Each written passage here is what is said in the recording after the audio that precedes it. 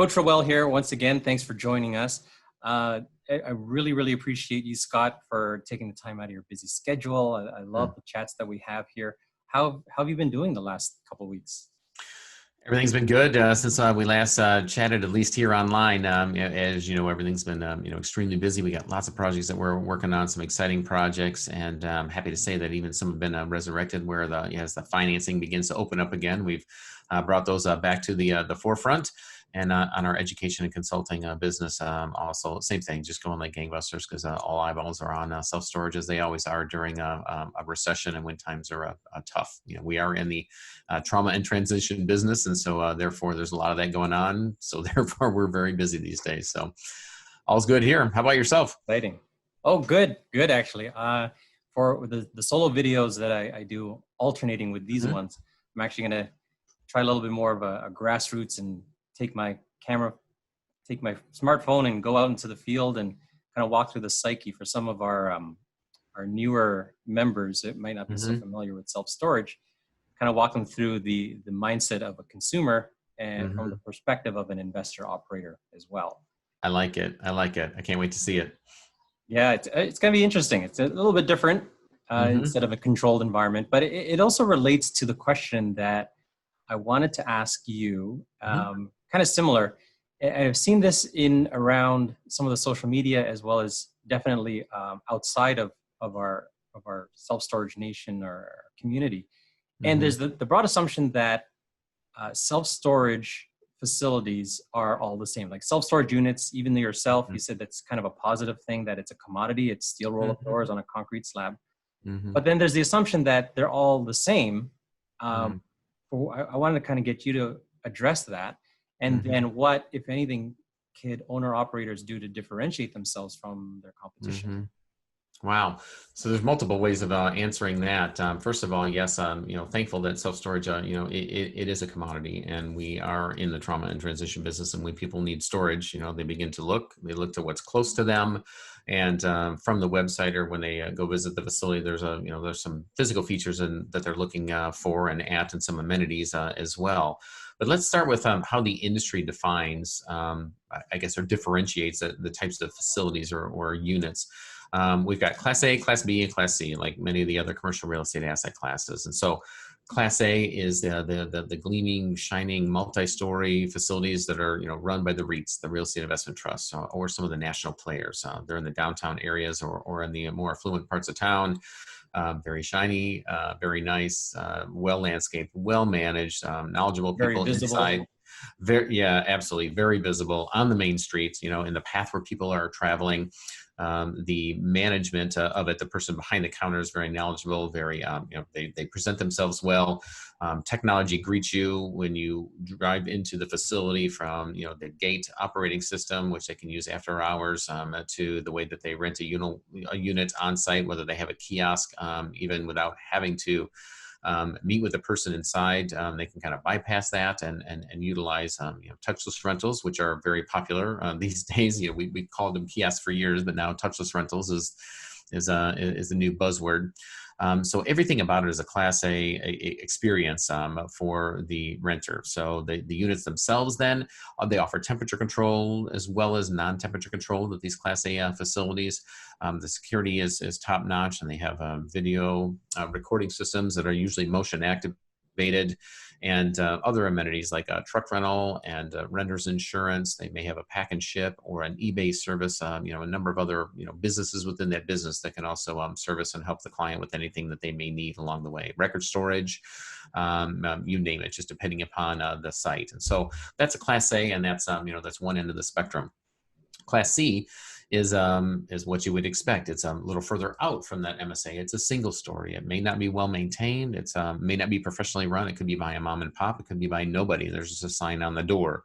It may not have a website, or if it does, it doesn't allow you to rent a unit online or pay online. It's just like a brochure that's just online for the facility itself. May have a fence, may not. Security system is optional, and may not have gravel. It may just be on a dirt pad where the buildings are laid out. The partitions or the buildings themselves are pole barn style and with wood partitions instead of steel, which is more secure, and it may not offer any temperature control whatsoever.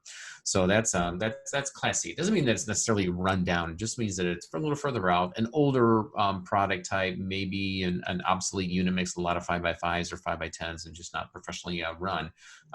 Just not what you would find in the city, and you certainly wouldn't find a Class A facility out in a rural location. Class B also, in terms of geography, coming out of a major metro area, but not quite in a rural area, but in the suburbs, if you will. Single story, most likely fenced, and has a security system. It is paved, may have a gravel driveway, very well kept, newer steel roofs, steel doors, steel partition. It does have an office that is professionally run by either a management company or by the local company. It may be a mom and pop that owns 5 facilities around town, but they're very professionally managed. Offers truck rental and some of the other amenities, temperature control, tenant insurance, and so a lot of the amenities of a Class A facility, but just without that cost and without going up 3 or 4 stories and having maybe 100% of the amenities. So those are the 3 classes. Now, in terms of a unit itself, we kind of touched on that. It starts with cleanliness and security, so of the facility and then of the unit, and then whether somebody wants temperature control or not, those are some of the differentiators or the factors when it comes to people looking to store, their items at a facility. Do they really want to go up 4 stories into a Class A facility? Well, they may want to drive a little further out and go to a single story drive up, where they can still get temperature control, but just have easier access to their unit. So price is obviously a factor, but really when it comes to then differentiating yourself, if one Class B facility is wanting to compete with 2 or 3 other competitors in a 5-mile radius, accessibility is the main thing. And that means from even being visible online to being able to be found, somebody that answers the phone and then answers their question and makes the entire process very, very simple, all the way through just being able to having the ability from the website to rent a unit online without having to come into an office. They can complete the entire transaction, then drive up to the facility and enter their gate code and go on in and store their items.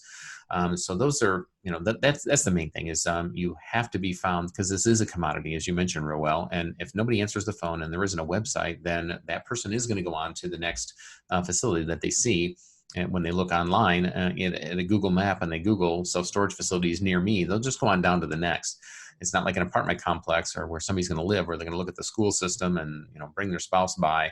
This is usually mom who gets stuck with the job of renting a unit, and she's checking it off the list.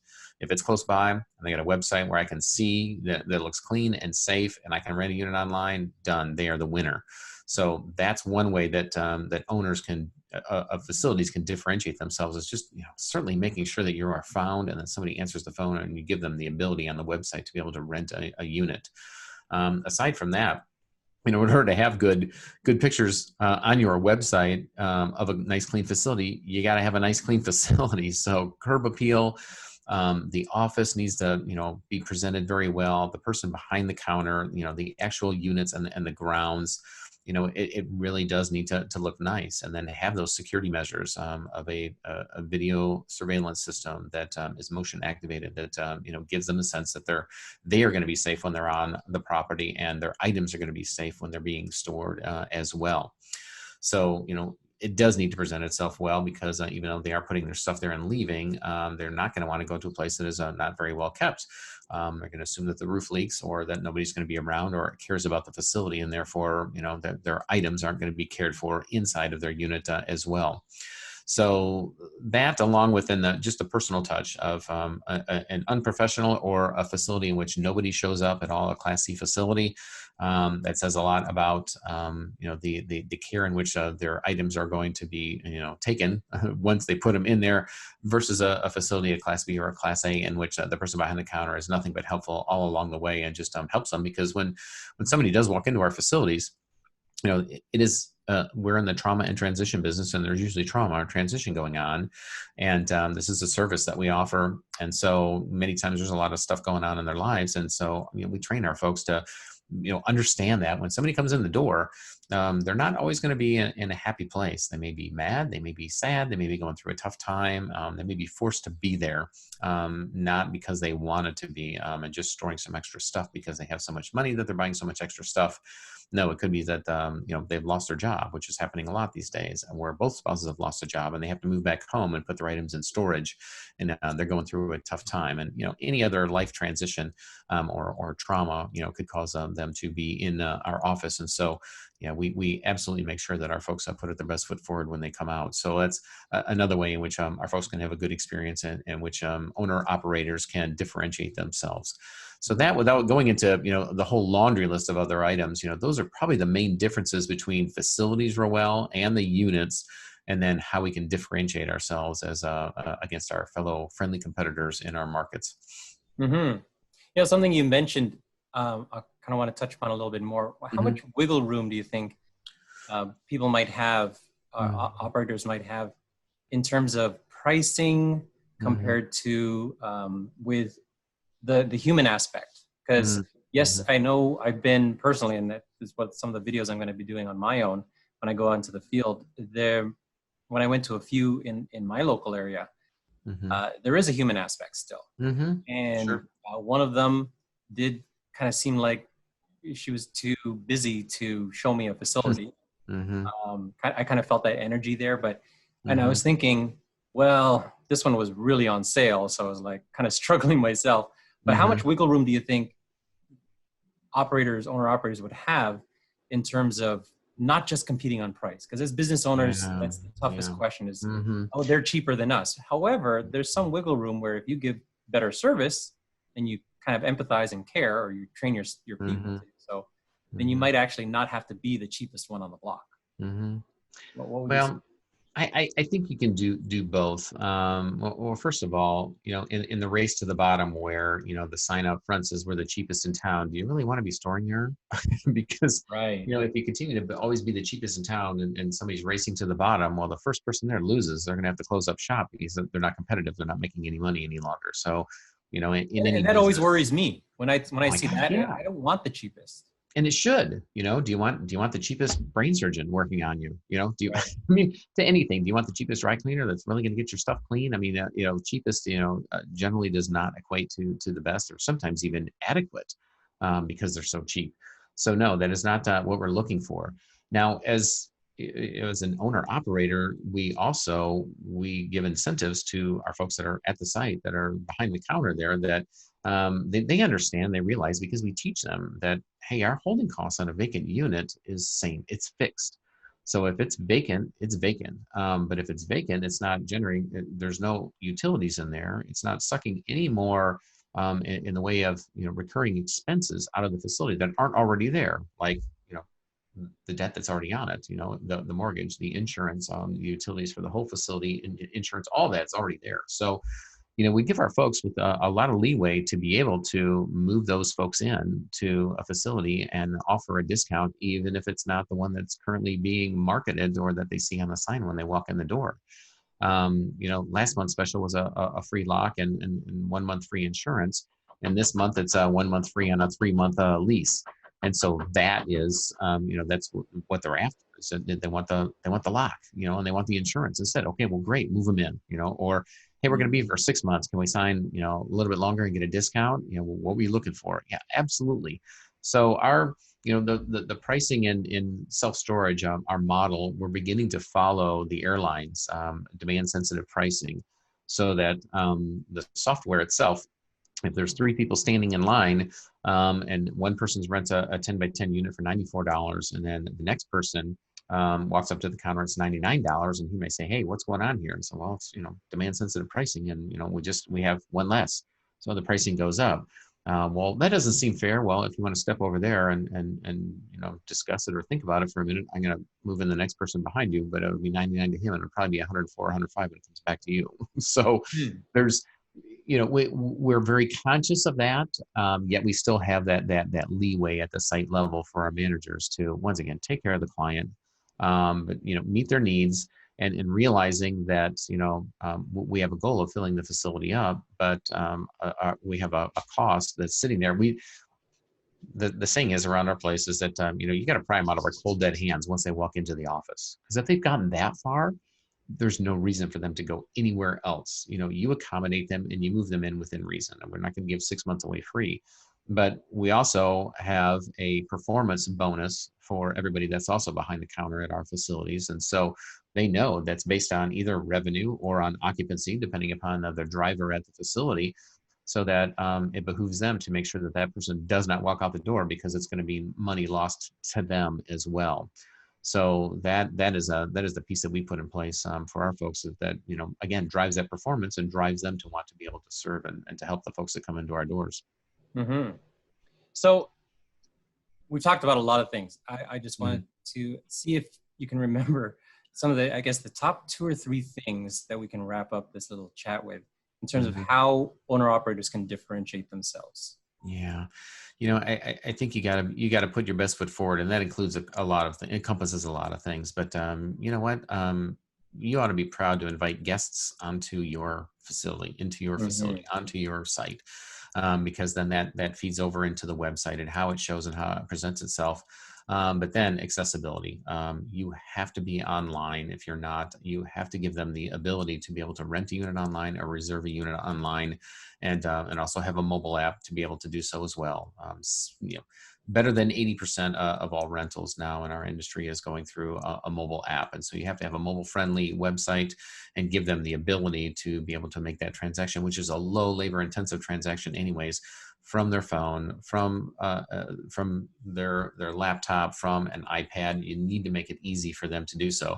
If it's difficult, or if they can't find you and they can't complete that transaction, then they're going to go down the list to the next person and the next one of your competitors that can. Mm-hmm. So be presentable and be findable. You got it. And have your staff be nice people.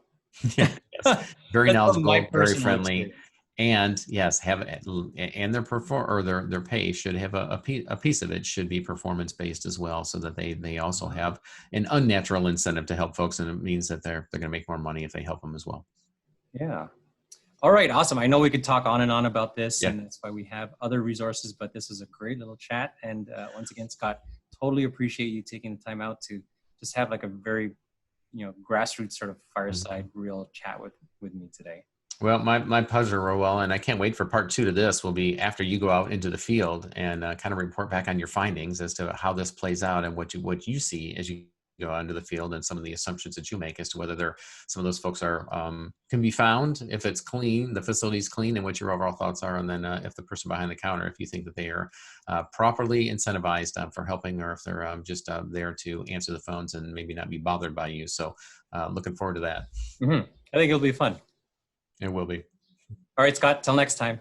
All right. Thanks, Roel. Good chatting with you again. Take care. Thanks again for joining us here at Self-Storage Investing. We really, really appreciate it. For more great content like this, make sure to click the subscribe button below this video. And be sure to follow us on Facebook, Instagram, Twitter, LinkedIn, and BiggerPockets. You can also visit us at our main website at selfstorageinvesting.com. where you'll find even more free content, our ebook, and registration to our free webinars and education courses, and much, much more. Once again, for more great content like this, please click the subscribe button below. Thank you.